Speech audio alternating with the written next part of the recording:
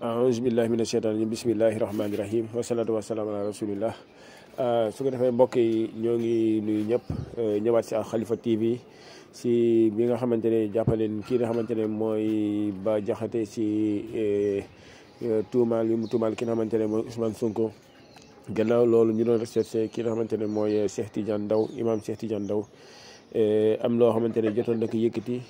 ne moom si kii la ko jëlee. kàddu yi moo ngi ko jëlee si Bah Diakhaté ginnaaw loolu tamit police moo ngi ko doon recherché ñu ne tamit jàppaleen ko tey si suba su ko defee rek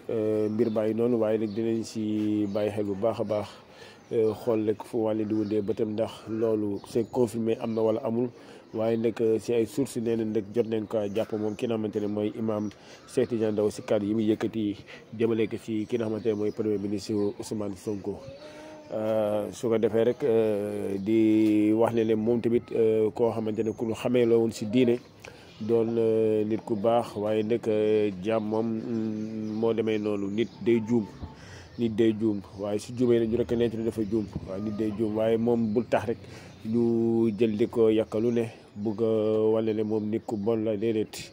waaw juum dafa am rek ñu jàpp ne dafa juum rek waaye di koy ñaanal yàlla si nattu yi mu nekk noonu yàlla tegal ko wasalaamaaleykum wa rahmatullah.